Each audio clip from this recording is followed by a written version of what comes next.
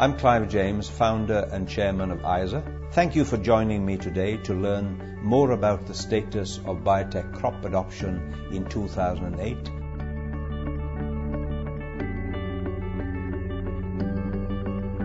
Biotech crops experienced another year of strong growth in 2008. But more importantly, the crops are poised for a second wave of strong adoption. In 2008, there were an additional 1.3 million biotech crop farmers. 10.7 million more hectares of biotech crops were planted, and 3 new countries grew them for the first time. In total, 13.3 million farmers in 25 countries planted 125 million hectares of biotech crops. That is the 6th largest hectare growth in 13 years of reporting. It's also important to note that biotech crops are now planted in 25 countries around the world, an historical milestone. 15 are developing countries and 10 are industrialized nations. In 2008, we saw significant barriers to biotech crop adoption in Africa begin to fall. In North Africa, Egypt planted 700 hectares of Bt maize for the first time in 2008. Notably, this is the first biotech crop to be planted in the Arab countries. In the West, Burkina Faso began planting 8,500 hectares of Bt cotton for seed multiplication and commercialization. Thus, in Africa, Egypt and Burkina Faso now join South Africa, which gained almost $250 million in 2007 alone from biotech maize, cotton, and soybeans. Experiences in these new regional footholds in Africa will help neighboring countries learn by example. Already, we are seeing this occur, as Kenya, Mali, and Togo have recently passed their biosafety laws. Uganda, Malawi, and others are also showing a keen interest in the technology. There are a variety of other indicators that point toward the emerging second wave of adoption. The 2 billionth cumulative acre of biotech crops was planted in 2008, just 3 short years after the first billionth acre was planted in 2005, a milestone that required a decade to achieve. In addition to Egypt and Burkina Faso, Bolivia was the 3rd new country to plant biotech crops in 2008. Notably, Bolivia becomes the 9th country in Latin America to adopt biotech crops. New biotech crops were also approved for planting in countries with previous experience with other biotech crops. Brazil, the world's 3rd largest maize grower with 13 million hectares, planted 1.3 million hectares of Bt maize, while Australia planted Roundup Ready canola for the first time. A new biotech crop was also approved for use in 2008. Herbicide-tolerant sugar beet was planted in the US and Canada. Approximately 258,000 hectares, or 59% of the US crop, was planted to Roundup Ready sugar beet. This is the highest ever adoption level for any launch. This signals a strong desire among growers for the technology. Accordingly, Roundup Ready sugar beet is expected to reach an unprecedented 90% adoption in 2009. That's only its 2nd year of cultivation. Finally, new data became available in 2008, suggesting that the number of farmers benefiting from biotech crops may soon jump sharply. Initial reports from China indicate that the use of Bt cotton to control the bollworm is also suppressing the pest in other crops like maize, wheat, and vegetables, allowing a potential 10 million additional growers in China alone to benefit from this technology. Strong political will and substantial investments are important new catalysts driving biotech crops, as they are increasingly being viewed by many as a tool to help solve critical social issues.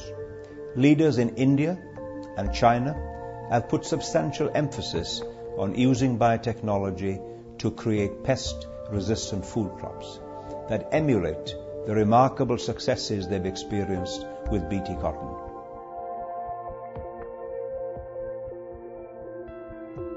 Biotech rice, already developed and field tested in China, has the potential to increase net income by approximately $100 per hectare, or $4 billion annually for the 110 million rice households in China, which account for almost 500 million beneficiaries.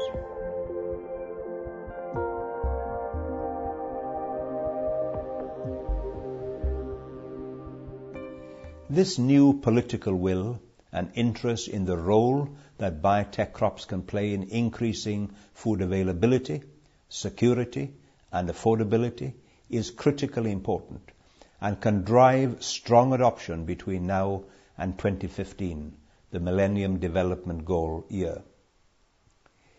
In 2008, the top 8 countries each grew more than 1 million hectares. In decreasing order of hectarage, they were the USA at 62.5 million hectares, Argentina at 21 million, Brazil at 15.8, India at 7.6, Canada at 7.6, China at 3.8 million, Paraguay at 2.7 million, and South Africa at 1.8 million hectares. The remaining 17 countries, which grew biotech crops in 2008, in decreasing order of hectarage, were Uruguay, Bolivia, Philippines, Australia, Mexico, Spain, Chile, Colombia, Honduras, Burkina Faso, Czech Republic, Romania, Portugal, Germany, Slovakia, Poland, and Egypt. In 2008, 7 of the 27 countries in the European Union officially planted BT maize on a commercial basis. Despite the fact that French farmers quadrupled their BT maize plantings to 22,000 hectares in 2007, they were prohibited from growing BT maize in 2008. In the EU, BT maize plantings in 2008 remained at approximately the same level, 107,719 hectares, compared with 110,818,000 in 2007, only a 2 to 3% difference. What is noteworthy is that every single one of the 7 EU countries increased their BT maize hectares for an overall increase of 21% in the 7 countries, according to our ISAAA estimate, which is exactly the same as the estimate of 21% increase used by the EU Commission.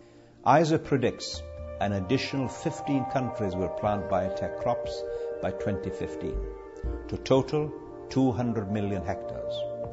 New countries expected to commercialize biotech crops include 6 or more in Africa, 3 to 4 in Asia, and up to 6 in Eastern Europe, including Russia, where a biotech potato is at an advanced stage of development.